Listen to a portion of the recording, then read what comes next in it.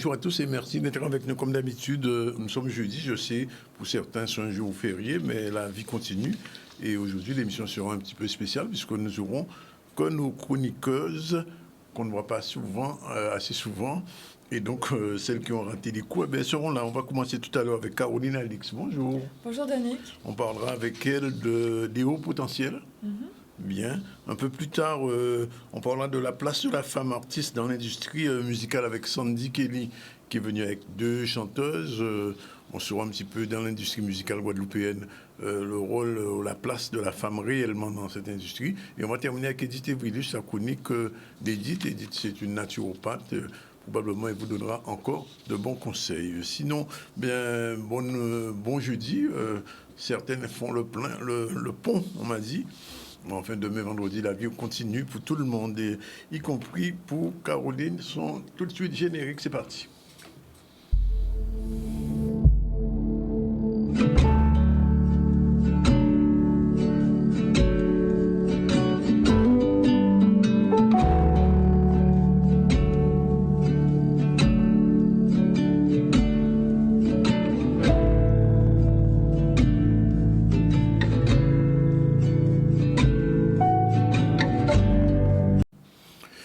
Caroline, je disais que on est aujourd'hui, on essaie d'apaiser les relations et même la journée est assez calme aujourd'hui sur les routes, par exemple.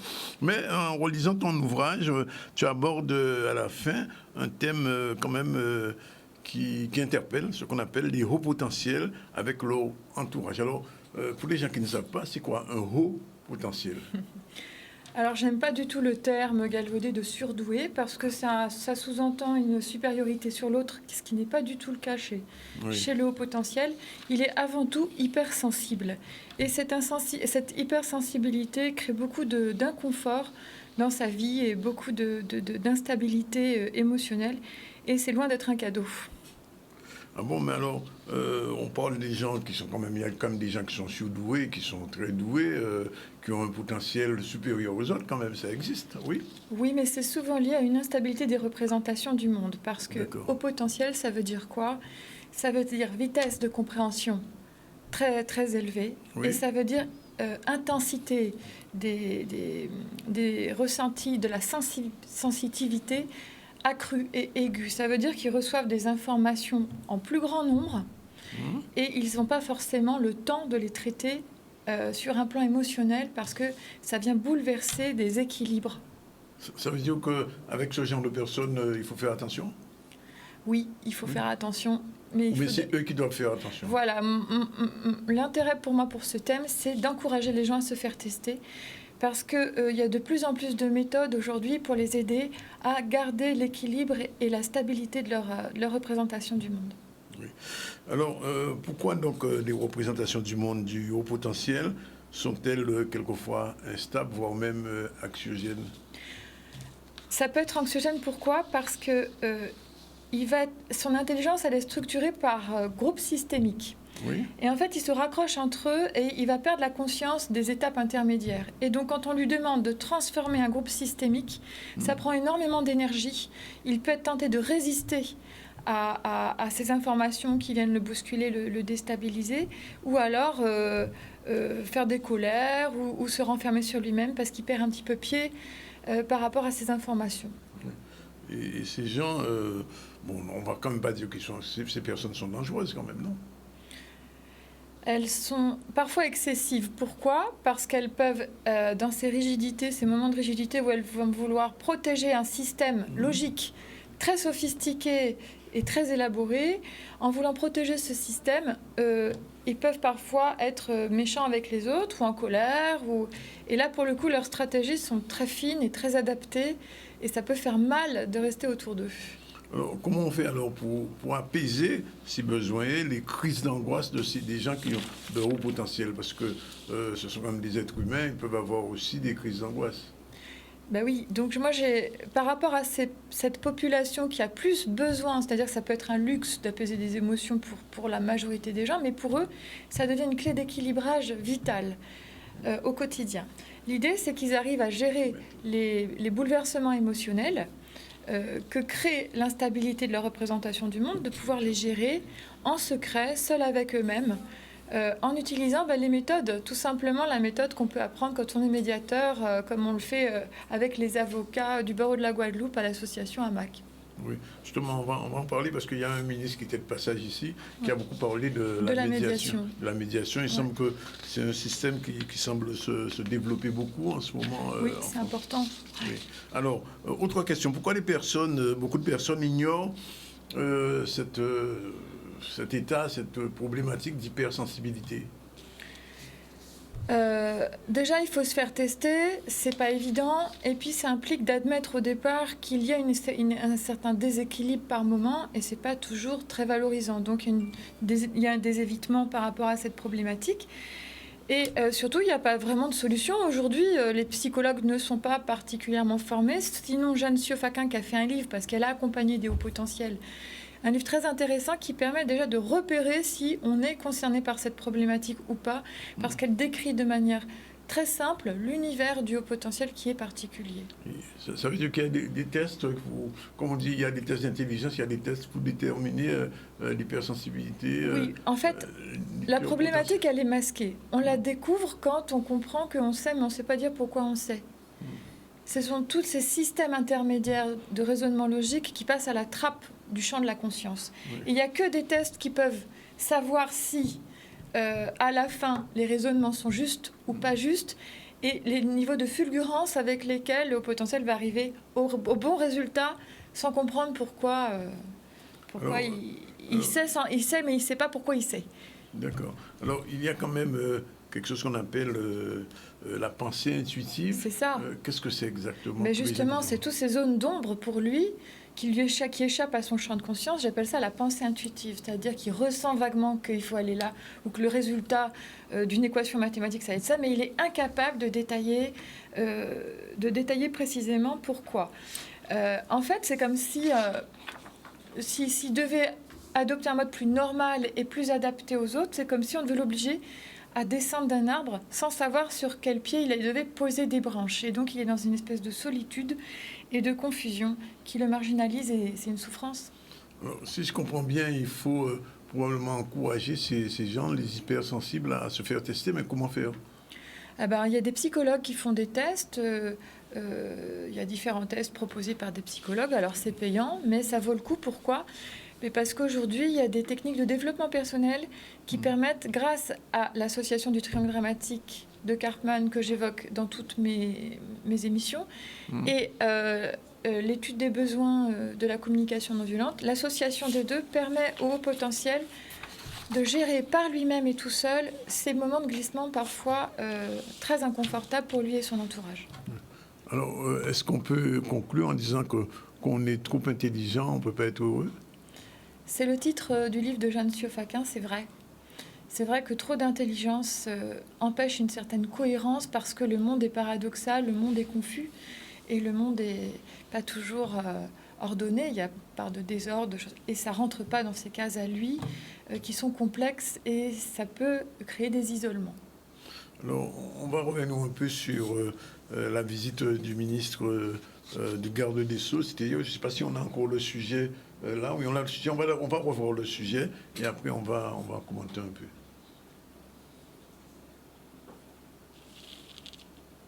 Alors, je rappelle.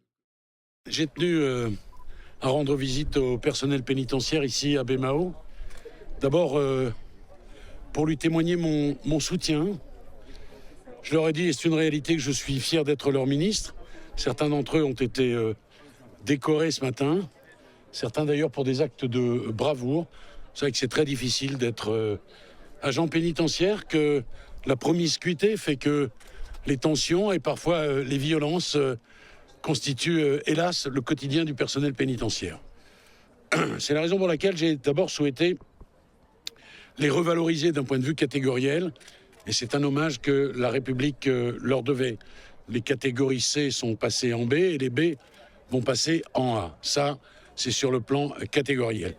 Reste la question, évidemment, de la surpopulation carcérale, et c'est la raison pour laquelle, ici, vous l'avez vu, nous sommes venus lancer la construction d'une extension qui a vocation à recevoir 300 détenus, et nous aurons terminé ces travaux en 2026 et l'État s'est engagé ici à hauteur de près de 44 millions d'euros. Voilà la raison, les raisons de ma visite cet après-midi. Je suis très fier d'avoir posé ce premier parpaing. Et puis, on va surveiller ces travaux de près parce qu'ils sont absolument indispensables pour l'administration pénitentiaire, pour BMAO, pour l'ensemble des personnels à qui je veux une fois encore témoigner ici ma gratitude. Ils sont, mesdames et messieurs, la troisième force de sécurité de ce pays. Et il faut impérieusement que l'on améliore les conditions de détention des détenus, conditions de détention plus dignes, mais également qu'on améliore les conditions de travail des personnels pénitentiaires, l'un, bien sûr, n'allant pas sans l'autre. Alors, on va revenir un petit peu en arrière sur le premier jour de sa visite, puisque Dupond-Moretti s'est rendu au palais de justice de Pointe-à-Pitre, au tribunal, et il y avait là une foule de personnes qui ont posé des questions. Et puis à la sortie, il a eu l'occasion de faire quelques déclarations, notamment sur le nombre de magistrats qui allaient venir en Guadeloupe. Et aussi, avant, il avait parlé de beaucoup de la médiation qui devient, je le disais tout à l'heure à Caroline, un moyen supplémentaire pour la justice. On regarde ce reportage d'ici, qui date déjà de 2 jours. Les jours qui viennent au Parlement. Il n'était pas question pour moi, bien sûr, que l'on oublie les ultramarins. Je suis en Guadeloupe aujourd'hui, à Pointe-à-Pitre. Demain, je serai à Basse-Terre.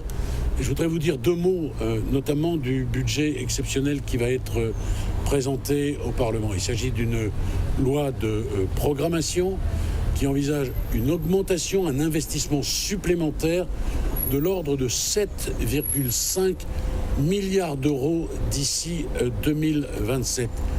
Avec cet argent, nous allons embaucher 1500 magistrats supplémentaires, 1500 greffiers supplémentaires et des contractuels qui vont désormais s'appeler attachés de justice et qui vont venir aider les magistrats dans leurs tâches au quotidien.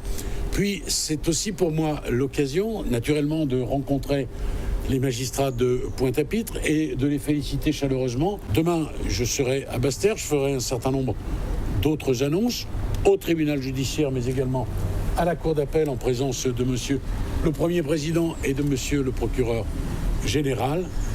Voilà, mesdames et messieurs, ce que je voulais dire. Et ici, spécifiquement, nous allons envoyer 4 magistrats supplémentaires d'ici septembre, parce que la justice, c'est vrai, a besoin de moyens, parce que la justice a été abandonnée depuis 30 ans et qu'il faut naturellement que nous apportions des personnels supplémentaires.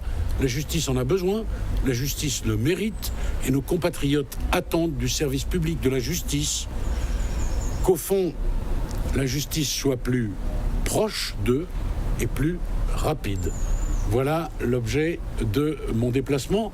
Si l'on apporte des moyens supplémentaires en matière d'informatique, si l'on apporte des personnels supplémentaires, est-ce que vous pensez que c'est utile à la justice? Je vous retourne à la question. Ou que c'est indifférent? Bien sûr que c'est utile à la justice. C'est le but. Le but, il est double, voyez-vous. Soulager les magistrats, les greffiers, les agents administratifs d'un travail qui est considérable. Et puis également, ne pas oublier le justiciable, parce que la justice, c'est une institution fondamentale dans notre pacte social. Et ce que disent les Français dans le cadre des États généraux de la justice, c'est que la justice est trop lente. Et comment accélérer la justice? C'est lui donner les moyens dont elle a besoin et qu'elle mérite. Voilà, on a fait un petit retour. Alors, globalement, on ne va pas commenter tout ce qu'il a dit, mais je voulais revenir, Caroline, sur la question de la médiation, parce que je sais que c'est un sujet que vous connaissez particulièrement et que vous essayez d'introduire progressivement à petite dose en Guadeloupe. Comment on peut expliquer à des gens qui ne savent pas ce qu'est la médiation par rapport j'ai envie de dire, au commun des mortels, c'est-à-dire où on appelle un avocat, on a une affaire, et puis boum, on va au tribunal, on se fait juger, etc. C'est une question très intéressante, Danick. Il faut savoir que nos magistrats en Guadeloupe, à Pointe-à-Pitre ou à Basse-Terre, ils ont vraiment à cœur que la justice s'humanise. Oui. Et pour ça, il faut que le justiciable y mette du sien. On ne peut pas tout traiter dans un tribunal, ce n'est pas vrai. L'application stricte d'une règle de droit n'est pas forcément respectueuse des hommes. Et ça, c'est pas de la faute de nos magistrats et c'est pas la faute des confrères. Il faut savoir qu'est-ce qu'on va soumettre au débat dans un espace judiciaire. L'espace judiciaire, il cloisonne, il isole. Il est basé sur une fiction probatoire qui n'est pas forcément vraie, qui n'est pas forcément aussi complexe que la réalité de ce que les gens traversent. On ne peut pas mettre dans un dossier tous les aspects de vie dans une affaire. C'est pas possible. Voilà. Donc forcément, il y a des moments, la justice, à la fin, elle ne sera pas satisfaisante. Et tous les auxiliaires de justice, eux, le savent. Et donc, la seule alternative pour échapper à ce système qui isole et qui broie et qui tranche, parce que c'est le seul moyen d'avoir un peu de paix sociale, il n'y en a pas d'autre, c'est nécessaire. Et c'est bien que le ministre il l'ait rappelé, qu'il faut lui donner des moyens. Il y a quand même, on va dire peut-être 40% des situations de conflit qui peuvent être gérées avec juste un petit peu d'intelligence émotionnelle, un peu d'humanité. Essayer de lâcher avec sa rigidité dans ses représentations du monde pour un petit peu embrasser les besoins de l'autre personne en face de nous, peut-être lâcher avec ce qu'on veut pour définir de nouvelles stratégies plus en phase avec les besoins de tout le monde, c'est un effort qu'on peut faire en médiation et ça coûtera de toute façon beaucoup moins cher, même si ça ne marchera pas toujours, ça coûtera toujours beaucoup moins cher qu'un procès parce qu'au pire, ça ira un peu moins mal qu'avant. Alors, de par votre expérience, Caroline, en tant qu'avocate, vous avez commencé à utiliser la médiation peut-être avant même de venir en Guadeloupe. Comment ça progresse d'une manière générale dans le milieu des avocats? Alors, et de la justice d'une manière générale. Ça progresse avec une condition nécessaire mais pas suffisante qui est les injonctions de médiation des magistrats. Nos juges aujourd'hui ont un pouvoir d'ordonner des médiations dans des dossiers dans lesquels ils sentent que ça va être plus bénéfique de protéger le système, l'environnement de la personne que d'appliquer une règle de droit en donnant raison à l'un ou à l'autre. Et on a aujourd'hui vraiment le soutien des magistrats pour, non pas, c'est pas du tout une démission, c'est du respect des gens. On veut une justice plus humaine, on a les moyens de faire de la justice plus humaine, mais il faut que les justiciables s'ouvrent à une discussion avec l'autre, une espèce de reconnaissance de l'autre à part entière. Alors, j'ai quand même envie de poser cette question. Est-ce que les avocats, d'une manière générale, en Guadeloupe ou en France, sont suffisamment intéressés, entre guillemets, les magistrats, sur la question de la médiation? Est-ce qu'ils sont formés ou bien est-ce qu'on devient médiateur, j'ai envie de dire, par l'esprit du Saint-Esprit? C'est très intéressant. C'est-à-dire que les confrères, ils sont obligés de gérer dans leur cabinet une certaine dimension émotionnelle du conflit, du drame, en fait. On arrive avec des personnes choquées au tribunal, des personnes écroulées, des personnes qui sont complètement impuissantes. Dans des phases de leur vie où tout leur échappe, elles vont forcément pas bien. Donc on a naturellement un accompagnement pour lequel on n'est pas formé dans nos écoles, puisqu'on est formé qu'à faire du droit. Oui. Donc on acquiert des compétences pour gérer ça selon notre sensibilité aux uns ou aux autres. Oui. Mais on n'est pas forcément formé à gérer une relation, ça n'a rien à voir. Oui. Le rôle du médiateur, c'est de plonger dans une relation qui à un moment donné est devenue toxique. On apprend, quand on est formé à la médiation, à écouter différentes représentations du monde, à les accepter, à les laisser rentrer en nous pour essayer de créer un espace et un processus d'évolution de son regard sur l'autre, de son regard sur le conflit. Et même si on n'a pas une solution tout de suite, ça permet de calmer les choses et de faire baisser l'agressivité entre deux personnes de manière considérable. Alors, on va terminer là-dessus. Le ministre a annoncé l'arrivée de 4 magistrats et il disait que la justice est beaucoup trop lente. C'est un peu le sentiment de l'avocate que vous êtes? Ah oui, moi je suis très contente pour les présidentes de juridiction qui appellent de leur vœu plus de moyens depuis un certain temps. Je pense que c'est un signe fort de soutien à la Guadeloupe voilà, pour les ultramarins. Et il était temps parce que les juges, ils ont beaucoup de mérite, parce qu'ils ont beaucoup d'affaires. Et ils font un travail incroyable pour essayer de maintenir cette paix sociale. Le ministre parlait du contrat social, oui. Mais c'est un sacré poids, une sacrée charge de pouvoir faire en sorte de maintenir la paix sociale sur un territoire. Merci Caroline pour cette double chronique. On revient à pas un accident, quelque chose qui s'est passé dimanche dernier. On a annoncé la mort d'une femme au volant de sa voiture tuée d'une balle. Ça a été dit sur tous les médias, sauf ici. Et on se rend compte après que le procureur s'est rendu sur place, les gendarmes ont fait leur enquête. Et finalement, ce décès brutal n'est pas dû à ni une rafale de mitraillette, ni un coup de fusil, ni une balle tirée à la tête, mais bien autre chose. On rôde le sujet. Comme j'ai déjà pu l'indiquer au niveau des médias, mais en étant très prudent, nous avons malheureusement eu à constater le décès d'une dame de 44 ans à Gourbert dimanche soir, soit le 14 mai. La section de recherche, au regard des premiers éléments d'enquête, a été saisie par mes soins, la section de recherche de la gendarmerie de Pointe-à-Pitre.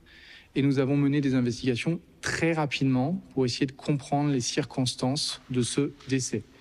J'ai toujours dit qu'il y avait dans ces circonstances-là beaucoup de questions posées et les actes d'enquête qui ont été menés, et je pense notamment à des questions qui ont été posées auprès de structures spécialisées de la gendarmerie, je pense notamment à l'IRCGN, mais aussi l'autopsie de cette victime qui a été faite ce matin, me permettent aujourd'hui de dire qu'on n'a pas un usage d'armes à feu qui a entraîné le décès de cette personne. C'est une certitude aujourd'hui.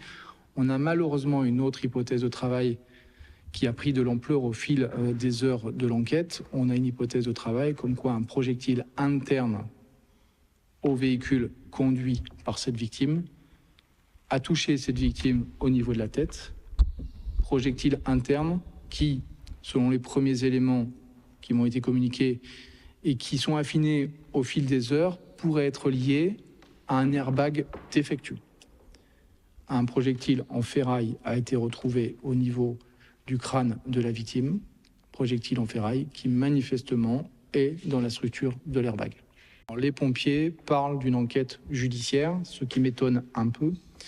Les pompiers ont parlé effectivement très vite, probablement d'ailleurs plus vite que moi, mais les pompiers ont évoqué une hypothèse criminelle. Il y a un impact sur le pare-brise, mais cet impact, au regard des constatations et des éléments que je connais aujourd'hui dans le cadre de l'enquête en cours, me permettent de dire que cet impact ne résulte pas d'une arme à feu, d'un projectile d'arme à feu. Cet impact peut correspondre, selon quelque chose que l'IRCGN va travailler, avec probablement aussi un expert qui sera requis par mon parquet pour analyser cet événement. Cet impact peut correspondre aussi à un autre projectile de l'airbag qui aurait été de l'intérieur du véhicule vers l'extérieur et qui aurait provoqué ce trou assez impressionnant de mémoire de 3,5 cm. Ce trou impressionnant, mais encore une fois, les services qui ont été les premiers à intervenir, les pompiers que je respecte beaucoup dans leur action, n'ont pas, je le répète, à se mêler d'une action judiciaire et à communiquer des informations qui ne sont pas confirmées par le procureur que je suis ou bien par les services d'enquête. C'est gênant parce que derrière, il y a des familles.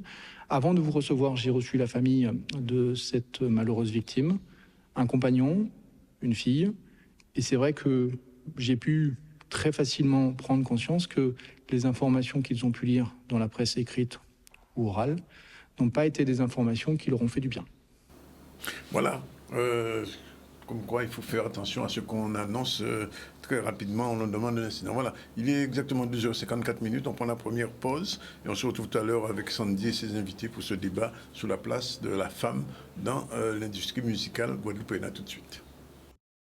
Voilà, retour sur le plateau du ZCL News. Aujourd'hui, Sandy est de retour. Bonjour. Bonjour. Bonjour à tous. Qu'est-ce qui s'est passé? Oui. Obligation professionnelle, Danick. Oui. Je travaille. Ah bon, parce que ici, là, c'est... Je travaille aussi, voilà. Je cumule multiples activités qui font que, voilà. Alors, générique et on revient vers toi.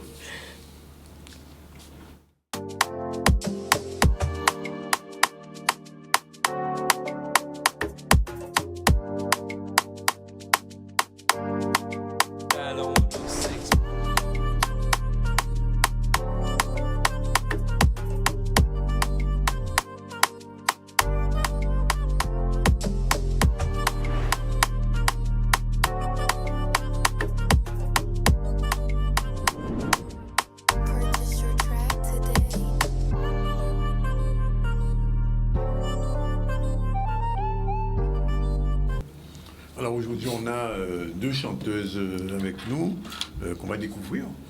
Oui, voilà, qu'on va découvrir. Aujourd'hui, je vous propose d'ailleurs une émission spéciale avec 2 artistes féminines qui se lancent. Voilà, j'aimerais qu'on puisse découvrir un peu leur univers dans un premier temps. Et dans un second plan, on parlera justement de la thématique choisie. Voilà, je reçois aujourd'hui Sephora et Melchan. Bienvenue. Bonjour Sandy. Bonjour. Bonjour Monsieur Zandronis. Bonjour. Alors, comment vous sentez-vous? Ça va. Ça va? Ça va, très La bien. thématique, ça vous parle? Je pense qu'il y a des choses à dire. Il y a beaucoup de choses à dire. On me dit à l'oreillette que vous avez pas mal de choses à dire Ah, bon Dieu. aujourd'hui. Effectivement. Bon, on va essayer de tenir quand même dans le timing. Dans le petit timing. Voilà. Alors, on va vous découvrir, mesdames, puisque c'est aussi pour cela que nous sommes là. Je vais commencer avec toi, Sephora. Alors, qui est Sephora? Parle-nous de toi, de ton identité musicale. Alors, Sephora, c'est une jeune artiste pointe-noirienne. Donc, oui, Pointe-Noire représente Monsieur Zandronis. Donc, voilà, mon univers musical, en fait, il se traduit tout simplement par le côté caribéen. C'est ce que moi, je veux représenter à travers ma musique. Et je m'inspire en fait un peu de tout ce que j'entends parce que j'ai pas envie de rester dans une case. D'accord, très bien. J'ai pas vraiment envie de dire que j'ai un registre attitré, voilà. Mais justement, Sephora a déjà sorti 3 titres. Un titre, 7 titres, c'est ça? C'est ça. Voilà, Dancehall, un titre de Dancehall, voilà. Puis un featuring avec Warped, Reggae. Exactement. Et dernièrement, le titre À jamais. jamais. Tu devrais l'écouter d'ailleurs, on va l'écouter tout à l'heure. Très, très caribéen, tout ça. Oui, voilà. À Exactement. jamais, un featuring avec Kérosène. Donc, on retrouve Sephora dans 3 registres différents. Exactement. Est-ce que vraiment ce que tu as envie de prouver, c'est que tu es, en fait, montrer plus ou moins que tu es une artiste éclectique? C'est Oui, bien ça? C'est exactement ça, puisque comme je disais, j'ai pas envie d'être enfermée dans une case, puisque au niveau de ma musique, je compose en fonction de ce que je ressens, mes émotions, ce que j'entends aussi, les tendances. Donc forcément, on essaie de rentrer, j'ai pas envie de dire dans un créneau, mais à travers cette DA-là, j'ai vraiment envie de montrer tous les aspects de l'artiste Sephora. Très bien. Et toi, Melchan, du coup? Parle-nous de Melchan. Sephora a très très très bien parlé. Effectivement, Melchan, bon, je suis une artiste toute récente, on va dire. Je suis dans la musique depuis longtemps, mais c'est vrai que je me suis lancée dernièrement avec mon titre Tichou, mon premier single. Tichou. Et, Tichou. Ça promet. Voilà, Tichou. Un peu de douceur. Quel Tichou? Tichou, le Tichou qu'on veut, hein. D'accord. Le Tichou qu'on se choisit. Notre Tichou, Notre le Tichou, Tichou. voilà. Donc à D'accord. travers cette musique, j'ai voulu montrer que la femme peut oser en fait parler de ses sentiments, aller de l'avant en fait. Et comme elle l'a si bien dit, je pense qu'être une artiste éclectique, c'est important, puisque la musique, il n'y a pas de frontières. Je suis pas une artiste de zouk, je suis pas une artiste que de R&B, une artiste que de gospel ou de quoi que ce soit, puisque je fais du gospel aussi. Mais en fait, la musique n'a pas de frontières. Je peux tant bien faire, comme je l'ai fait avec mon titre Tichou, qui est un peu lusophone, arythmique, un peu keys. Voilà, ça sympa. Demain, je peux me lancer dans de l'afro, comme je peux me lancer dans du R&B, qui est mon univers principal. Justement, j'allais justement te demander quelles sont tes influences musicales. Mes influences sont plutôt américaines, à vrai dire. Non pas que je n'aime pas ma culture locale, mais c'est vrai que j'aime beaucoup une artiste en question qui s'appelle Jasmine Sullivan. Brandy Norwood aussi, parce qu'elles ont des timbres de voix assez un peu éraillés, tu sais, elles font des couloirs, elles t'emportent en fait dans la musique. Avant même que ça commence, tu te sens, tu te dis waouh, c'est la chanson. Ça t'imprègne. Et c'est ce que, voilà, ça t'imprègne. Et je veux pouvoir, à travers ces influences-là, également locales, caribéennes, comme l'a si bien dit Sephora, pouvoir montrer mes émotions à travers ma musique de la même manière. D'accord. Et toi, Sephora, alors qu'écoutes-tu dans ta chambre, dans ta voiture, dans ta salle de bain éventuellement? Alors moi j'écoute Rihanna. Ok. C'est clairement the inspiration, puisque Riri, elle nous a montré qu'elle est là, surtout en tant que caribéenne. Nicki Minaj aussi, ça a toujours été depuis l'enfance. Aujourd'hui, il y a Shensia qui a une très très grande place aussi et que j'écoute énormément.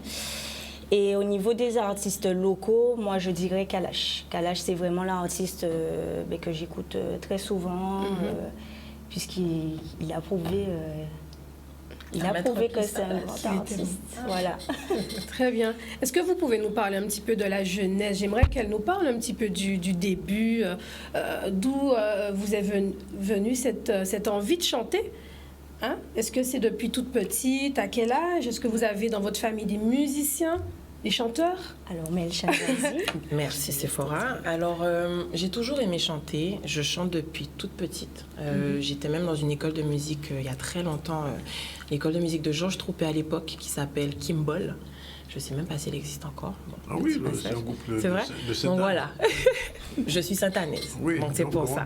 Beaucoup de Sainte-Anne sont passés à Kimball. Voilà, mon inspiration, je pense que ça a été mon père vraiment, puisque c'est lui qui m'a offert mon premier synthé. C'est lui qui m'a offert mon premier MP3, ma première radio, qui me faisait Il y avait des vinyles à la maison, je dansais sur ses pieds. En fait, ce sont des images d'enfance qui me réconfortent et qui me disent que voilà, la musique a toujours une place importante dans ma vie, et notamment dans mes moments de stress, je pense un peu comme tout le monde, hein, quand tu te sens pas bien, tu as envie de laisser la journée derrière toi, et puis tu te mets à nu devant tes émotions, tes sentiments, et tu commences à chanter à 2h, 3h du matin, déranger le voisin, ta maman qui te dit gentiment de parler, de chanter moins fort. Voilà. Donc oui, la musique, c'est depuis toute jeune, et c'est vrai qu'aujourd'hui, je me sens, je pense, prête à pouvoir me lancer, à pouvoir montrer, faire passer mon message, puisque forte d'expériences que j'ai eues dans la vie notamment, parce que la musique, c'est vraiment des émotions, c'est une personnalité en fait que tu dévoiles, c'est ton toi profond que tu montres au monde en fait. Donc voilà. Très bien. Et toi, Sephora? Alors, moi, la musique, ça fait partie de moi, puisque depuis l'enfance, alors j'étais à la chorale paroissiale à Pointe-Noire. J'ai également beaucoup chanté avec mon oncle Jackie. Donc, en fait, j'ai pris des cours de musique des cours de chant, avec lui. Et également, j'ai quelqu'un dans ma famille qui est artiste et étant donné que depuis petite, en fait, je le vois évoluer, je le vois donner de sa personne. Voilà, ça m'a pas forcément donné envie, mais en fait, en le découvrant dans cette facette, je me suis dit, c'est beau, c'est une façon d'évoluer, c'est une façon de transmettre des émotions. Et c'est Yannick Cabrion, donc c'est mon cousin Germain, et je suis très fière de lui, de son parcours. Et je ne cherche pas, en fait, à suivre forcément les mêmes traces que lui, mais en tout cas, il m'a fait avoir moins peur de cet aspect artistique, voilà. Puisqu'on sait que le monde artistique, c'est pas facile, c'est pas évident, et de voir quelqu'un de proche dans ce milieu-là, voilà, et réussir, je te dis, bon... ça peut peut-être pas arriver. Ouais. Ouais. Mais justement, lorsqu'on se lance dans la musique en tant que femme, et on parlera justement de la thématique dans un second plan, est-ce qu'il est important, selon vous, d'être bien entouré? Oui. À 10 000%. Ah oui. Bien entouré, on parlait de ça justement dernièrement, d'avoir un socle, des personnes sur lesquelles vous pouvez compter, qui pourront justement vous accompagner durant cette aventure. Est-ce qu'aujourd'hui, vous estimez avoir ces personnes, ce socle? C'est fort. Alors, moi, de mon côté, j'estime en partie avoir ce socle, puisque, bon, j'ai mon manager avec moi.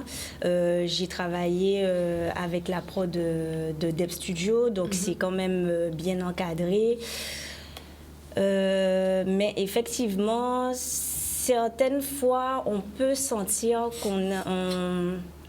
j'ai pas envie de dire qu'on est un peu laissé au dépourvu, mais que l'artiste n'est pas complètement écouté, en fait, certaines fois, dans certains aspects. Et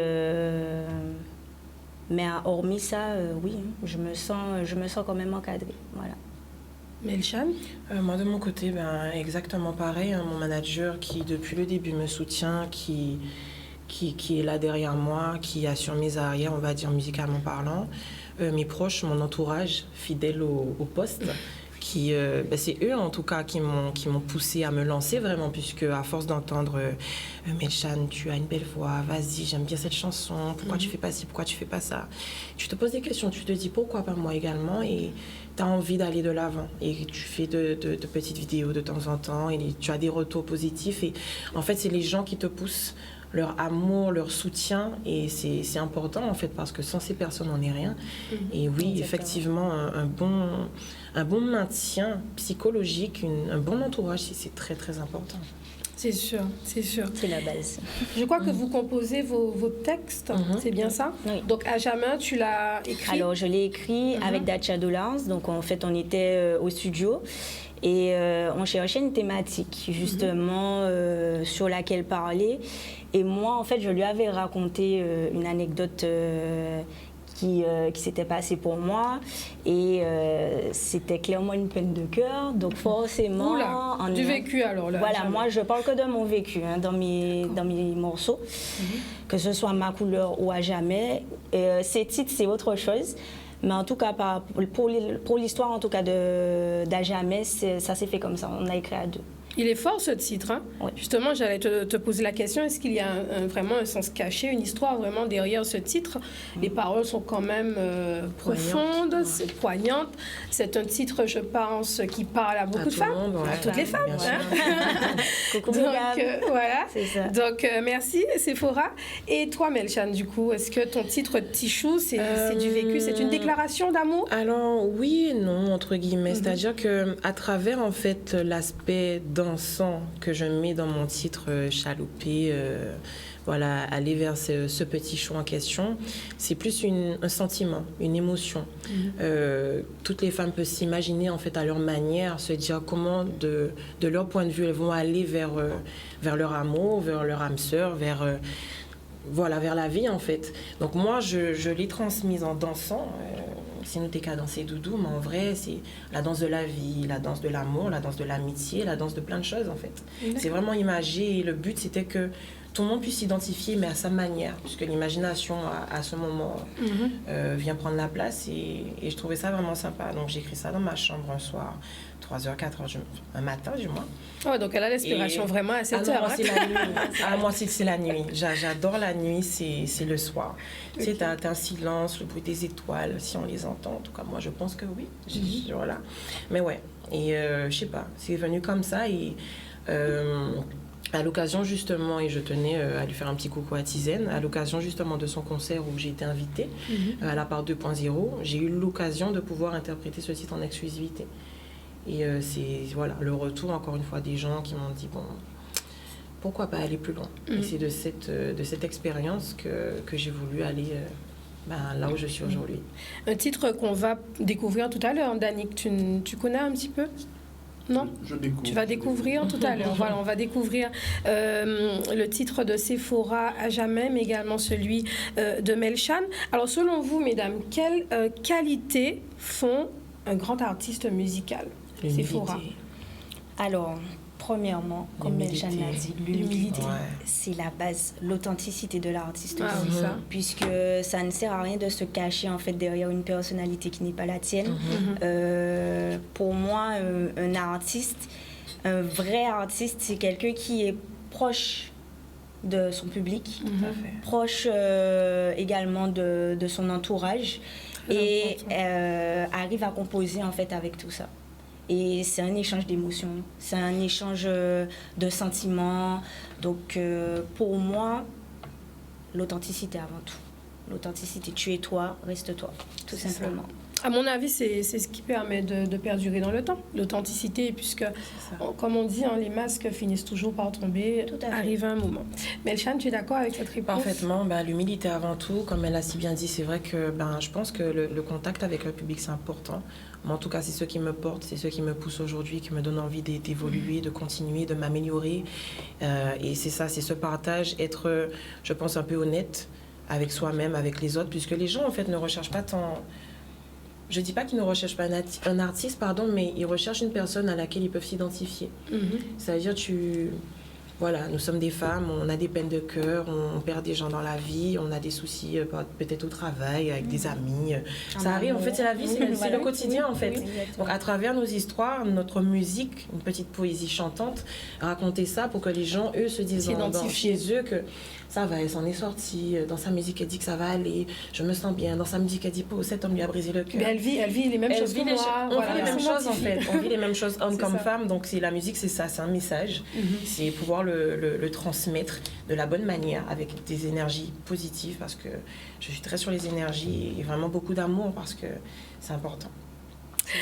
Petite question, mesdames, on va commencer par Sephora. Si tu devais choisir entre sortir un clip qui comptabilise plus de 10 millions de vues sur YouTube ou remplir une grande salle de concert, que choisirais-tu? Sandy, pourquoi choisir? Pour moi... Je connais la réponse, mais... Hein? Moi, j'aimerais les deux, hein, franchement, puisque avoir ces 10 millions, tu m'as dit? 10 millions. 10 millions de vues, c'est quand même pas mal. Et remplir une salle de spectacle, c'est une charge d'émotion. C'est pour avoir déjà chanté en prestation, ça fait tellement de bien. Au début, on est un peu stressé, mais après, ça fait du bien. Voilà, les gens te portent, les gens t'apportent de l'amour. Et c'est incroyable, en fait. Incroyable. Voilà, c'est juste incroyable. Donc, j'aimerais composer avec les deux, si possible. Bon, Joker, mais bon, hein, on n'a pas vraiment... Mais en tout cas, si j'avais vraiment le choix à faire, moi, je dirais une salle de spectacle remplie. Vraiment. Très bien. Melcha? La salle de spectacle, sans hésiter.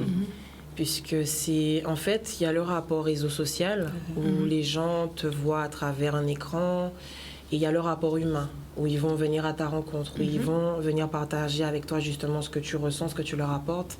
Et je pense qu'il n'y a rien de mieux que ça, en fait, que la scène, être proche du public, voir la générosité dans leurs yeux, l'amour, le partage. Surtout que c'est pas rien. Quelqu'un qui se déplace, Danick, c'est pas qui rien. achète une place, un ticket de concert pour venir voir l'artiste, c'est quand même lourd. Hein? Voilà, mettre ses enfants à garder, aller chez la mamie, faire des trucs, le trajet, la fatigue, le travail, c'est quelque chose. Donc il faut bien leur rendre, leur donner beaucoup d'affection, pas trop quand même, mais un petit peu d'affection et beaucoup d'amour et de partage. D'accord, mais justement, comment peut-on vivre aujourd'hui de sa musique à l'ère du numérique? Et je pense que vous aurez d'ailleurs un petit message à faire passer entre les lignes, Melcham. Maintenant, c'est le téléchargement. Les CD n'existent quasiment plus. Plus du tout. Streaming. Plus du tout, donc c'est en streaming. Donc du coup, en tout cas, en parlant de ça, n'hésitez pas à streamer Tichou, qui est disponible sur toutes les plateformes de téléchargement. Mon clip aussi sort demain à 14h sur YouTube. Donc j'espère que vous serez en rendez-vous. Et je vous prépare une bonne surprise. Sandy Kelly, qu'en penses-tu? Ben écoute, je pense qu'ils seront satisfaits du clip qui va sortir. Oui, on sera au rendez-vous, je pense. Je pense que oui. Très bien, Sephora? Je pense pareil que Melchi. Pareil, hein, voilà. Exactement. Alors, téléchargement légal? Oui, non, mais c'est normal, c'est logique, on le pensait de toute façon. On le pensait fortement. Ils le savent aussi, ils vont faire les choses bien, n'est-ce pas, téléspectateurs? Très bien. Avant d'entamer la seconde partie, je vous propose de visionner le clip de Sephora et le teaser de Melchan Tichou, puisque le clip sort demain à 14h. Donc, on va commencer avec le titre « À jamais » de Sephora en featuring avec Kérosène. Voilà. On y va. N'hésitez pas à streamer.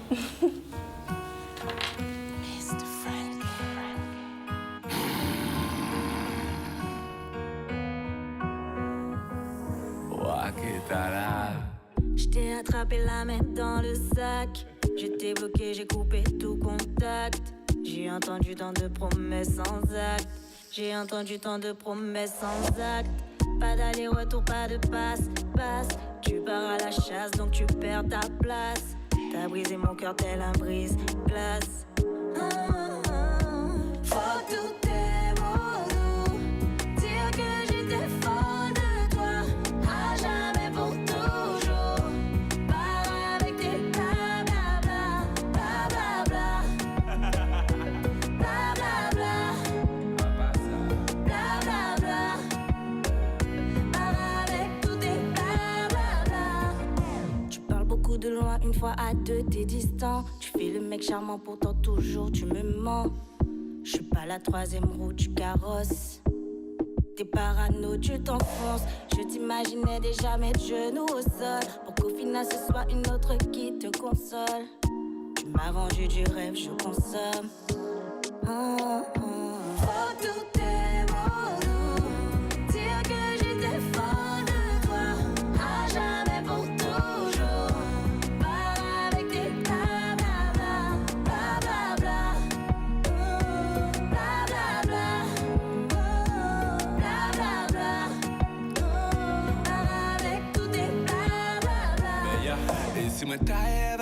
moi que t'ailles avec tout. Tant que les éboues avec toute tristesse, ou tout lève tout. Moi continue de naviguer, même l'envoyer en autre trou. Aller au là, ou rappeler que moi en tout bout, t'as qu'à faire ça.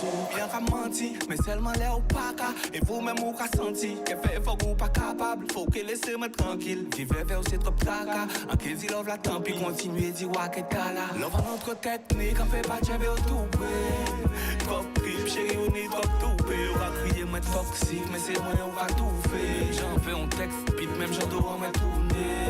J'suis à toi et toi, t'es à moi, mais j'crois pas qu'on va y arriver. Même si j'ai mal sans toi, j'ai plus foi en toi, on n'a plus rien à miser. Faut tout tes mots doux, dire que j'étais folle de toi, à jamais pour toujours. Pas avec tes blablabla, blablabla, blablabla. Tu vois pas ça? Blablabla, avec tous tes blablabla. Faut tous tes mots doux, dire que j'étais folle de toi, à jamais pour toujours. Pas avec tes blablabla, blablabla.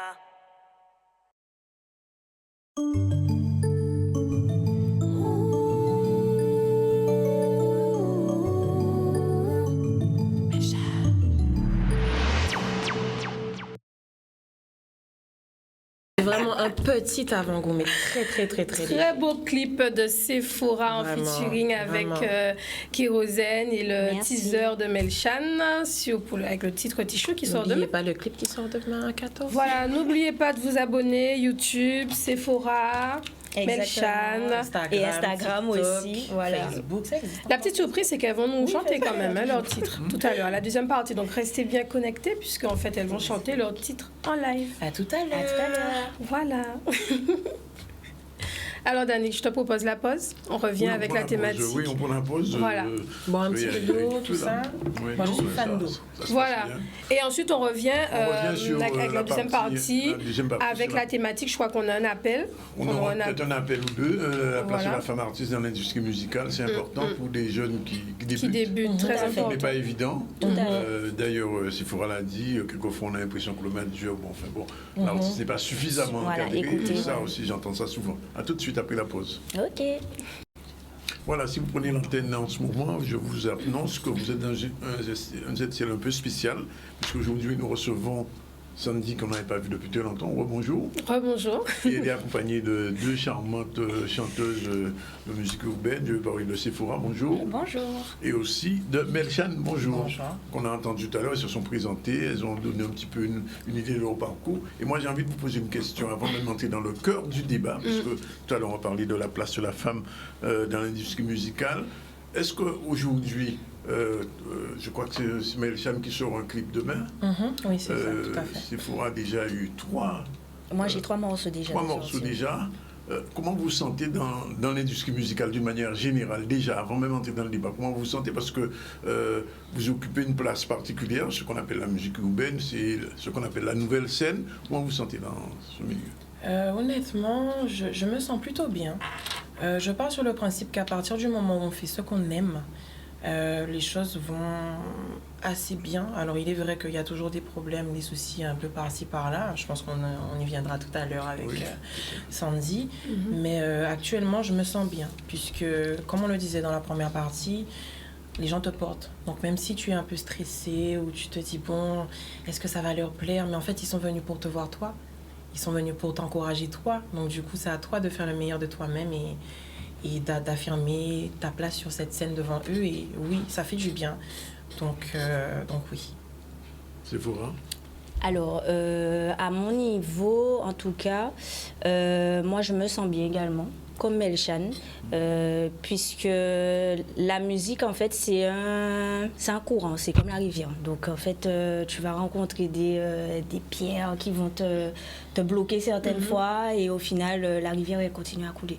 Donc, forcément, il y a des obstacles, comme dans tous les domaines. Et c'est à toi d'avoir une force mentale. Et si c'est vraiment ta passion, si c'est vraiment ce projet que tu veux mener à bout, tu vas toujours te donner les moyens. Tu vas de l'avant. Voilà, tu vas toujours aller de l'avant et te donner les moyens d'y arriver. Mais justement, c'est la thématique, aujourd'hui, la place de la femme, c'est ça, dans l'industrie musicale.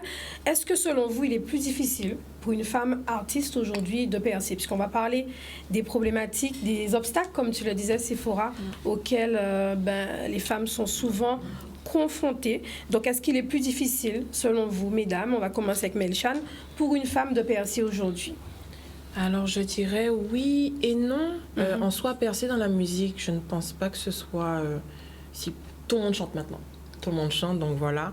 Mais c'est vrai que, bon, de par ce que j'ai déjà entendu, je ne l'ai pas encore vécu, mais on connaît tous les aboutissements de certaines choses, qu'il faut être proche de certaines personnes pour arriver à tel endroit, qu'il faut avoir telle ou telle chose, avec telle affinité avec telle personne. Et c'est vrai que bien souvent, en tant que femme, on n'est pas forcément comprise, on est jugée, puisqu'il y a des choses que vous n'allez pas faire avec des hommes. Les hommes, c'est plus facile pour eux d'arriver à certaines places, à certains endroits, tandis que la femme, on va moins se l'écouter. Oui. Après, je n'ai pas encore eu cette expérience jusqu'à maintenant, mais je sais que voilà, ça peut être difficile. La deuxième question est importante, il faut se Sephora aussi. Oui. Nous sommes toujours dans l'industrie. En fait, je voulais quand même avoir la réponse de Sephora. Pour la même question? Oui, voilà. Oui, pour moi, la place de la femme dans l'industrie musicale aujourd'hui, c'est compliqué. Puisque moi, je parle à mon niveau. À travers ce que je vois, la femme est beaucoup traitée comme une femme objet, comme un objet. Exactement. Donc en fait, oui, moi je n'ai pas peur de le dire, puisque il faut montrer tout le temps que tu as du charisme, il faut avoir une certaine façon de s'habiller, il faut avoir du sex appeal aussi, parce que le sexe est vendeur. Voilà. Alors voilà, on disait tout à l'heure en backstage, on entend souvent cette phrase, c'est plus vendeur. Voilà. Alors aujourd'hui, chez la femme artiste, qu'est-ce qui est plus vendeur? Est-ce qu'elle va dégager ses textes, sa voix, son talent, ou autre chose? Pour moi, clairement, une femme artiste devrait être d'abord jugée à travers son talent, certes son charisme, puisque tu passes à l'image, donc tu es obligé de renvoyer quelque chose. Mais de là à me dire oui, tu dois mettre des tenues un peu plus sexy pour donner aux hommes envie de consommer. Il faut. En fait, on a l'impression qu'on est dirigé et.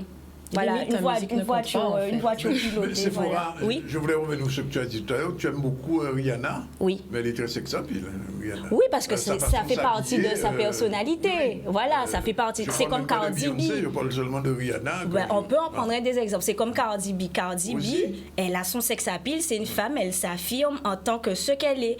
Moi, si je suis plus réservée, si j'ai pas forcément envie de montrer. Ça doit pas être un frein. Voilà. Oui. Mais certaines fois, en fait, on a l'impression que c'est un frein parce que tu as peur de passer un palier. Alors que non, en fait, c'est juste mon respect. Justement, c'est la question que je te disais. Est-ce qu'il est plus difficile pour une femme de percer dans la musique aujourd'hui? Et on va prendre tout à l'heure une autre chanteuse que j'ai essayé d'avoir. Pour la femme, s'il faut, peut-être, on va commencer par Melchan. Est-ce qu'il est plus difficile pour la femme? On va dire oui. Alors, moi, je suis partagée, puisque, encore une fois, je n'ai pas l'expérience de Sephora. Et c'est vrai que j'en entends parler très, très souvent. On le sait tous. C'est un sujet de... Mais encore une fois, moi, pour ma part, en tout cas, pour ce que j'ai déjà vécu dans le milieu musical, donc pas vraiment grand-chose pour l'instant, c'est la passion. Donc, à partir du moment où tu aimes ce que tu fais, à partir du moment où tu as, comme on l'a dit si bien tout à l'heure, un entourage, à partir du moment où tu as ta fanbase, entre guillemets, des gens qui te soutiennent, qui sont là, qui t'écoutent, qui attendent de toi, en fait, le meilleur, que tu t'affirmes, que tu évolues, en fait. Je pense que ça peut aller que pour le mieux. Mais, bien évidemment... il y a toujours, comme elle le dit, hein, tu dois faire attention à ce que tu dis. Tu dois faire attention à ce que tu fais. Maintenant, si tu as envie d'aller danser, tu ne dois pas danser n'importe comment parce que Melchan passe à la télé. Il faut avoir une image, en fait. Il faut avoir une image constamment. Et c'est vrai que ça peut être pesant, honnêtement. Moi, ça m'arrive déjà. Hein. C'est des proches qui me disent « Mais c'est vrai, mais tu vas passer à la télé, on ne pourra plus aller danser, on ne pourra plus aller dans peut-être ce restaurant, telle chose. » Parce que forcément, qui dit passe à la télé, dit doit avoir un comportement exemplaire. Alors que nous sommes des êtres humains à part entière. Si tu as envie d'aller boire un verre, d'aller, je sais pas moi, d'aller en vacances, d'aller t'amuser, faire la folle sur une plage, danser, être en maillot, voilà. Mais maintenant, tout est matière à critiquer, tout est matière à juger. Et les gens qui ne veulent pas forcément te voir réussir, puisque ça existe, hein, des gens qui, pour X ou Y raison, ne t'aiment pas ou n'aiment pas forcément ce que tu fais, donc qui relie les deux. Puisque comme je n'aime pas ta musique, je ne t'aime pas. Tu vois. Donc voilà. Et toi, Sephora, est-ce que c'est plus difficile pour une femme? De percer, oui. Oui et non. Oui et non, puisque en fait, j'aime pas prendre des exemples, mais je suis obligée, puisque c'est la réalité. Aux États-Unis, les femmes n'ont pas de difficulté à percer. Pourquoi? Parce qu'elles sont soutenues. Pourquoi? Parce que leur communauté est à fond derrière elles. Pourquoi? Parce que elles sont écoutées partout dans le monde. Et comme il y a la barrière de la langue aussi, puisqu'il y a beaucoup de choses que nous n'arrivons pas à traduire de notre côté. Donc, d'un côté, oui, certaines femmes arrivent à percer dans ce milieu. Et de notre côté, quand tu parles français, c'est un peu compliqué, j'ai envie de dire, parce que le français est compris par énormément de personnes. Tu as une certaine approche en fait à avoir au niveau de ta musique. Donc forcément, si tu n'as pas le soutien nécessaire, ça sera compliqué pour toi. Après, ça dépend parce que tu sais, l'anglais aussi est compliqué. On va prendre quelqu'un au téléphone. Alors, je vais vous expliquer. J'ai voulu avoir deux chanteuses qui font à peu près le même style de musique. Alors, d'abord, j'ai demandé à Florence Napri. Malheureusement, elle est en enregistrement. Elle m'a dit que ça va être compliqué. Et parce qu'elle fait de la biguine, mais elle fait autre chose. Et j'ai demandé à une chanteuse encore plus ancienne, Madame Kaouna, qui a 50 ans de musique, de carrière. Et je crois qu'on l'a au téléphone. Est-ce qu'on l'a au téléphone? Oui. Oui, Madame Kaouna, on vous écoute. Alors, la question qui est posée, est-ce qu'il est plus difficile, puisque vous avez un demi-siècle de chant, pour une femme de percer dans la musique aujourd'hui?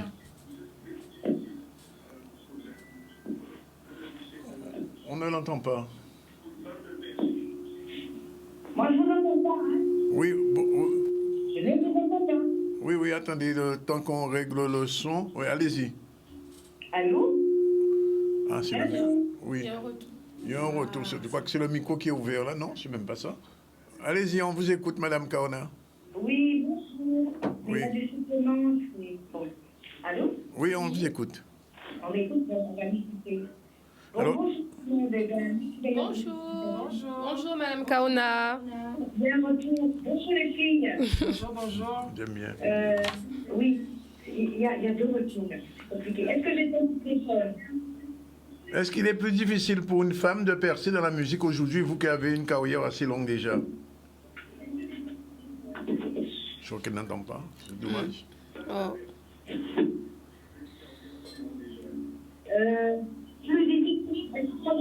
Oui, on vous entend. On vous entend, allez-y. Il ne nous reste pas beaucoup de temps. Oui. Allô? Mais surtout, je retourne. Mais il faut éteindre votre télé parce que ça fait un retour. Si vous êtes devant votre poste de télé, il faut l'éteindre parce que ça fait un retour. Bon, alors, monsieur, bonjour tout le monde, merci pour cette invitation. Je salue les filles qui sont là. Moi, mon expérience en quelques mots, c'est la route est longue et quand on prend un départ, il ne faut pas qu'elle va être à la distance. Alors, je salue un peu ces filles qui sont très enjouées, qui ont beaucoup d'optimisme, mais je vous dis que la vie d'artiste n'est pas une vie simple, d'une part. D'autre part, il y a beaucoup de choses à évoquer, mais je n'aurai pas le temps. Simplement vous dire que quand on a décidé de chanter, il faut savoir d'abord ce qu'on veut soi.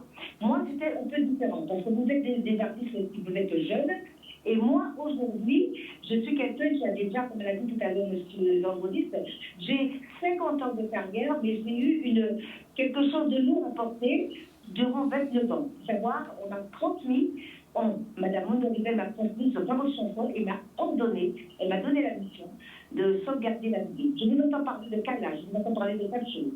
Vous savez que l'autre jour, j'ai fêté mes 29 ans de chanson, une façon pour moi de tirer ma révérence en quelque sorte. Eh bien, je vais vous dire quelque chose. J'ai invité M. Michel Sadik. Parce que quel est mon objectif? Qu'est-ce que je voudrais faire passer aujourd'hui, si vous m'avez appelé, c'est ça l'essentiel, c'est de vous dire que c'est bien beau de notre calage, de faire tout ce que vous voulez. Mais n'oubliez pas que nous avons, comment dirais-je, des fondations. Et les fondations, c'est la bidine. Vous pouvez faire quelque chose de très intéressant, de très joli, mais mettez un petit peu de bidine dans ce que vous faites. Faites ce mélange. C'est ça que je vais essayer de faire avec M. Sadi, avec tout le monde, de façon à créer, bien sûr, je vais rajouter le point, ça sera le bidine dans le sol cultival. Et vous êtes très joli, c'est vrai, mais vous pourriez apporter quelque chose de nouveau en incluant dans vos créations, bien sûr, dans vos créations, un petit peu de bidine. Ceci dit, la bidine est longue. La bidine, c'est quelque chose qui n'est pas comme disait une chanteuse de projet à la télé, que c'était poussiéreux. Et poussiéreux, non, il y a la poussière sont les musiciens qui peuvent apporter des harmonies différentes. Mais aujourd'hui, nous avons quoi? Nous avons un tas d'outils pour pouvoir évoluer. Nous avons des modèles aux États-Unis, sur la télé, etc. Mais je vous dis quelque chose. Vous pouvez faire de la bidine quelque chose de nouveau, mais avec l'évolution, avec vos créations. Inspirez-vous de ce que vous avez dit pour pouvoir nous sortir une création, une vie qui soit vraiment extraordinaire. Mais je tiens à dire que la bidine n'a jamais été une paradis poussiéreuse. C'est nous qui avons un état d'esprit, c'est nous qui devons faire des choses. Merci, Madame Kaouna. Merci, Madame Kaouna. Alors, je résume rapidement ce qu'elle a dit. Il y a 15 jours, je crois, elle a fait un show avec M. Sadik. Et M. Sadik s'est associé avec elle pour faire quelque chose qui va peut-être vous intéresser, un festival de dancehall et de biguine. C'est-à-dire 2 générations, puisque vous êtes la génération dancehall et la génération plus ancienne, je crois que c'est la doyenne des chanteuses en ce moment en Guadeloupe. Et donc, voilà. Bien, alors on a écouté ça et puis vous allez y réfléchir. Bien, il nous reste 5 minutes pour terminer. Oui, voilà. Avant les clips. Oui, enfin, elles vont chanter. Oui. Surtout, là, quand même, elle a donné, Madame Kaouna, son avis là-dessus. Elle disait notamment que la route est longue, puisque, effectivement, il est important, comme on le disait au début, de ne pas se travestir. L'authenticité, c'est ce qui va permettre de percer. Ça. Tu le disais aussi, Sephora, tout à l'heure. Celles qui veulent, en tout cas, avoir une direction artistique où, effectivement, elles veulent être moins glamour, c'est leur choix, mais celles aussi qui voudraient faire autre chose, pour celles en tout cas qui voudraient faire autre chose, ça ne devrait pas être un frein, parce qu'en fait la femme n'est pas un objet, et que si on fait de la musique, c'est avant tout pour ce qu'on va transmettre par passion au public. Voilà, en tout cas, merci beaucoup. On n'est pas obligé d'être nu en fait pour plaire, on n'est pas obligé d'être vulgaire pour être sexy ou sensuel. Voilà. C'est surtout. Ça, en fait. Bon, je vous propose, mesdames, un petit live, 5 minutes. Oui. Voilà, on commence par Melchan. Ne vous battez pas. Hein. Oui. Bon, alors Melchan qui va nous interpréter son titre en direct. Voilà, le clip de C'est bon quand même? C'est bon, oui. Allez-y. Oui, comme tu veux. C'est toi. Mais c'est toi. Oui. Come on. Viens parmi nous. I'm here.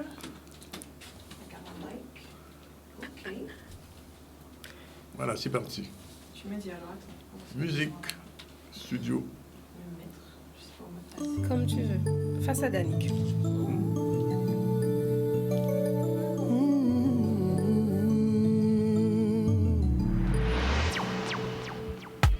Depuis un moment qu'a gâté ou qu'a chaviré qu'un moi tout côté. Pas savent que j'en pouvais parler, bon ça troublant. Hey. Première fois, l'esprit en moi s'y contrôle. En tête en moi, Jacques Avoue me fait des rôles. Pas laissez-moi c'est du bébé, ça qui est troublant. Si nous t'es qu'à danser, tout. On t'y chaloupé qui traite tous. Ensemble, on vit nous vivre fou. Hey. En TV, connaître-vous depuis longtemps. Oh baby, si chou, en veut danser avec moi jusqu'au bout. C'est mon envie soit là, c'est vous. Oh hey, oh baby, si chou, c'est mon envie soit là, c'est vous. En veut danser avec moi jusqu'au bout. Oh, hey. Merci. Sephora. Oui, ça donne envie de danser. Allez-y. On continue avec Sephora, avec le titre À jamais. Ouais. En featuring avec Kéosé. On termine avec elle. C'est avec elle qu'on va terminer. C'est parti. Ah non, c'est pas C'est ça. Il y a trop de place.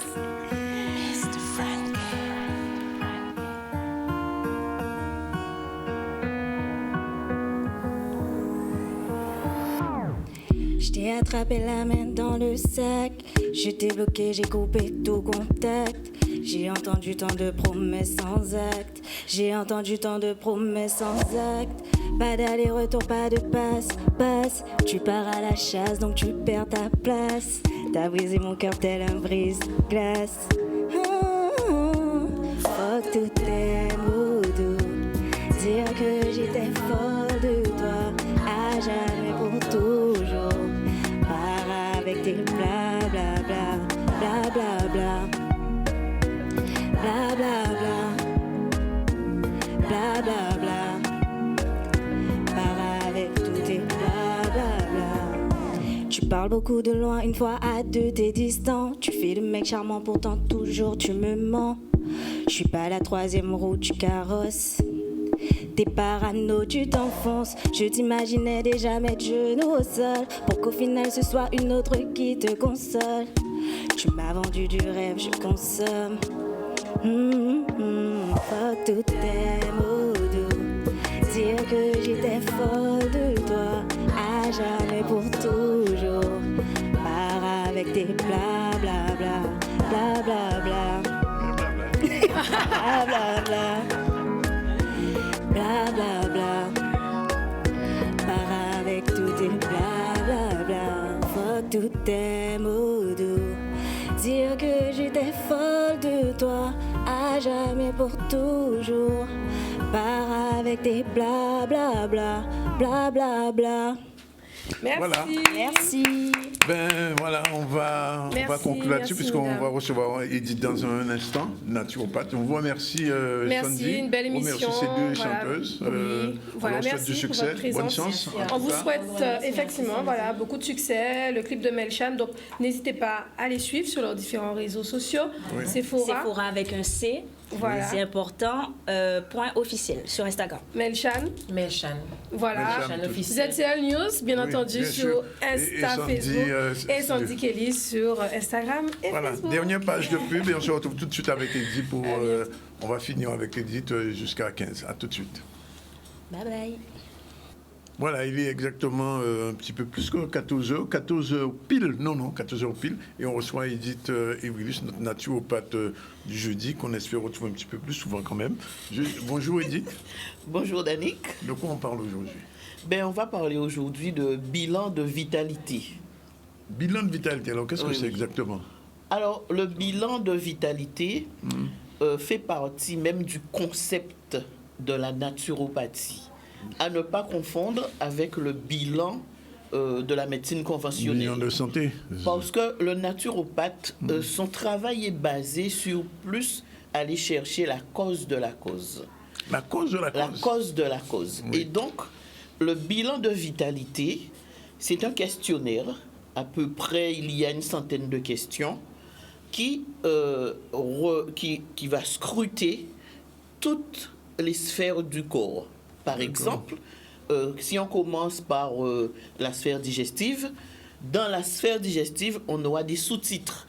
Par exemple, on va poser une dizaine de questions sur la sphère intestinale, à peu près 5 questions sur la sphère du froid, à peu près 3 questions sur le pancréas, sur la rate, sur l'estomac, sur tout ce qui a trait à la sphère digestive.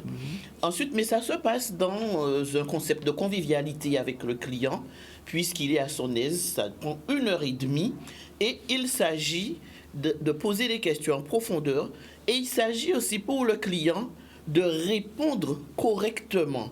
Parce que le concept du bilan de vitalité, c'est faire le client aller à l'intérieur de lui-même, en lui posant les questions, et qu'il dit « Ouais, mais c'est vrai, l'Anthony, bouche empâteuse. L'anténie, par exemple, j'étais constipée. Là, j'avais peut-être une infection urinaire. Et cette personne qui a des troubles, qui sont des symptômes, qui ne sont pas une maladie, qui ne sont pas une pathologie, alors cette personne peut-être va faire des radios et on lui dit qu'elle n'a rien. Et donc, mais la personne, tous les jours, se dit, mais en y bitin, puisque je ne me sens pas bien. Donc, je dis que les deux sont compatibles, la médecine conventionnelle et la médecine traditionnelle. À ce moment-là, cette personne cherche un naturopathe, en l'occurrence, le serviteur qui est sur le plateau aujourd'hui, vient me voir et je vais lui proposer ce bilan de vitalité qui ira chercher, en lui posant des questions sur les principales sphères, qui ira chercher la cause. Et à la fin de ce questionnaire, ça prend 1h30, et puis... Il y a combien de questions à peu près? Il y a une centaine à peu près. Voilà. Une centaine, parce qu'il y a la sphère nerveuse. Il y a la sphère nerveuse, il y a le bilan alimentaire, il y a la sphère urinaire, il y a la sphère intestinale, il y a la sphère squelettique. Il y a à peu près 10 sphères, et dans les sphères, il y a des sous-titres. Et donc, par exemple, combien d'eau que vous buvez par jour? Est-ce que vous mangez vite? Est-ce que vous mangez lentement? Est-ce que, vous avez des lourdeurs à l'estomac? Donc, ce sont des questions bien précises qui vise l'organisme de la personne. Et donc, à l'issue du bilan de vitalité, je fais un compte-rendu, et ce compte-rendu nous permet, puisque cette personne n'aura pas menti sur le fonctionnement de ses organes, c'est pour cette raison que je demande de me dire la vérité, de ne pas dire non alors que c'est oui, de ne pas dire oui alors que c'est non. Et à ce moment-là, à la fin, je fais un compte-rendu, et pour déduire quelle est la cause du symptôme que la personne a. Pourquoi le corps n'est pas bien, pourquoi elle se sent mal, pourquoi peut-être la radio lui dit qu'elle n'a rien. Et donc, à ce moment-là, maintenant, je mets en place un protocole. Quand on a trouvé la cause de la cause, je mets en place un protocole. Chez le naturopathe, on dit un protocole. Chez le médecin, on donne une ordonnance. Donc, je mets un protocole qui ira prendre en compte les causes. Par exemple, dans la sphère des yeux, je peux poser la question, avez-vous les yeux secs? Avez-vous les yeux qui vous démangent? Avez-vous les yeux qui sont sales le matin au réveil? Dans la sphère urinaire, je peux poser la question, combien d'urines faites-vous par jour? Quelle est la couleur des urines? Est-ce qu'il y a des particules dans les urines? Dans la sphère digestive, êtes-vous ballonné? Avez-vous des remontées acides et des brûlures d'estomac? Donc, en fonction des réponses dans ces différentes sphères, vous avez vu des sphères qui ne correspondent pas. Mais il y a un élément clé qui fait que. Et donc, on peut déduire, par exemple, vous êtes en déshydratation chronique. Et donc, à ce moment-là, on va traiter la cause de la déshydratation. La cause, c'est que cette personne n'est pas suffisamment hydratée, n'a pas une bonne gestion de l'eau. Donc, on est allé chercher la cause, mais on va traiter la cause de la cause.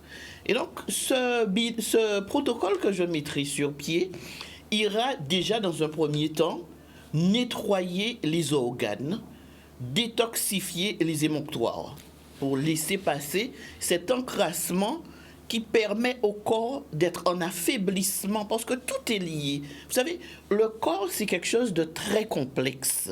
Et quand je parle de bilan de vitalité, quand je parle d'énergie vitale, je parle tout bonnement aussi d'immunité. Parce que quand je mets le protocole sur pied, cette personne commence le protocole, ça peut être des infusions à base de plantes médicinales, ça peut être de la gémothérapie, ça peut être des bains de pieds, des bains de vapeur, ça peut être aussi des huiles essentielles, ça peut être aussi la réflexologie plantaire qui est très bonne pour le corps, parce que je dis toujours, ma réflexologie plantaire, elle est thérapeutique. La réflexo va détoxifier le corps, donc va chercher l'énergie vitale du corps et relance le corps en vitalité. Et donc, et après, cette personne fera son traitement sur 1 mois, 2 mois, 3 mois, mais un traitement naturel. Et ensuite, après le premier trimestre, je peux lui proposer de faire un deuxième bilan de vitalité pour voir, pour qu'on puisse faire la comparaison. La première fois, cette personne était venue, il avait peut-être une plaie qui ne se guérissait pas. Parce que quand le corps est en affaiblissement, quand le corps est impacté de toxines, quelquefois on a un petit bobo, on a une plaie qui ne se ferme pas, qui ne guérit pas. Et le deuxième bilan permettra de voir l'avancée de l'énergie vitale. Et on peut aussi faire un troisième bilan. Mais il n'y a pas que, puisqu'il faut conseiller tout au long de ce traitement, il faut conseiller ce client comment il doit faire. Par exemple, il faut avoir une bonne alimentation. Il faut bien se nourrir. Bien dormir aussi. Il faut bien dormir. Oui. Il faut un sommeil de qualité. Oui, il faut dormir suffisamment. Et suffisamment boire beaucoup d'eau. Et suffisamment, il faut mettre en place une gestion. Ça problème de l'eau là, c'est problème. Bah, oui. Ah oui, parce que ça fait très longtemps que je parle de l'eau sur les différentes interventions que je fais, puisque j'ai fait une belle formation au Canada sur les fondements de la santé, l'eau, le sommeil, le soleil et la nature. Et je dis toujours aux gens, une hydratation très chronique peut déstabiliser un corps. C'est entre guillemets, peut vous donner un amaigrissement non contrôlé, oui. ou qu'à maigrir, parce que il y a les cellules s'endurcissent, et le corps n'est pas hydraté comme il se faut, ou n'y a mal tête qui pas fini.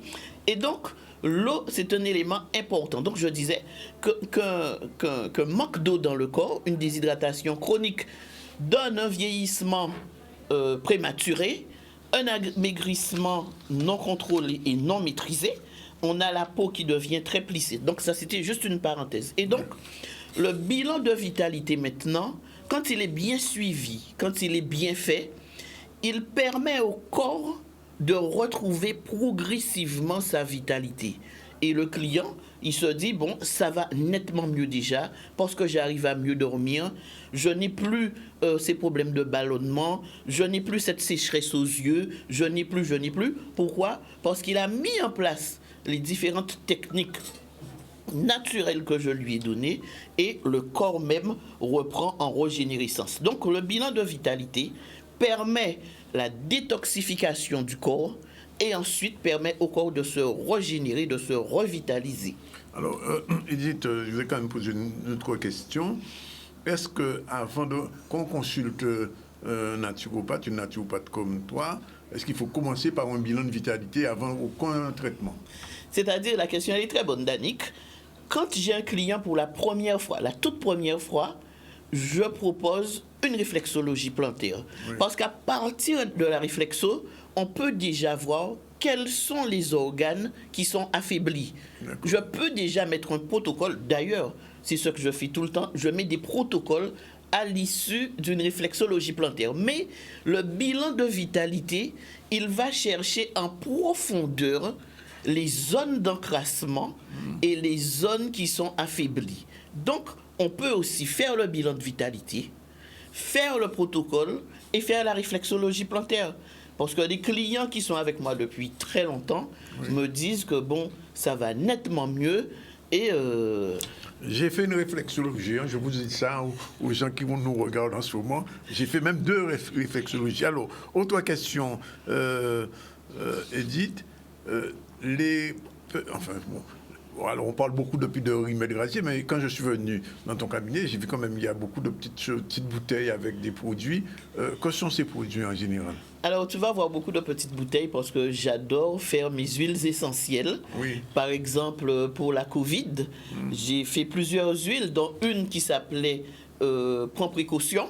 Oui. Donc dedans, c'était un mélange d'huiles essentielles et végétales qui remplace ce que je vais dire, ce qu'on trouve partout, le gel hydroalcoolique. Oui. C'est un mélange où on peut se pulvériser avant d'entrer au supermarché, avant de recevoir du monde. C'est pour les bactéries. Oui. J'ai fait aussi une huile essentielle, une synergie d'huile pour la sphère respiratoire, pour les virus, qui va repousser les virus.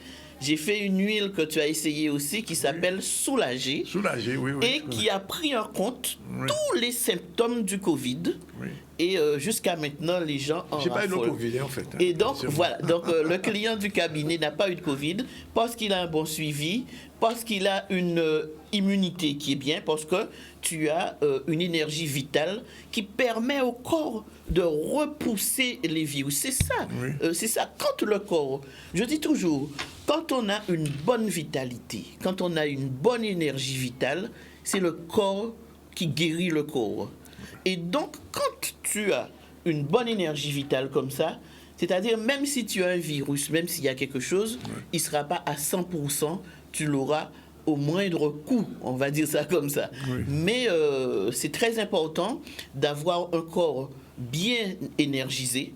C'est très important puisque c'est un corps qui repousse la maladie et je dis que c'est un corps dont l'immunité est au maximum. Et donc, dis-toi bien pour la Covid, j'ai reçu pas mal de personnes Covidées dont je leur faisais la réflexologie plantaire et que je mettais en place des protocoles. Mais nous allons refaire une émission sur l'immunité. Oui, c'est nécessaire. C'est nécessaire. Je ne sais pas quand est-ce que tu vas m'inviter encore, mais on va t'inviter rapidement. Je vais parler d'immunité pour que les compatriotes puissent comprendre le processus de l'immunité et comment, même si le virus il est parti, il ne faut pas la guidon. Il faut se dire, il faut continuer d'accord moins ça qui bon pour y panier pour nous bénir cette naturopathe.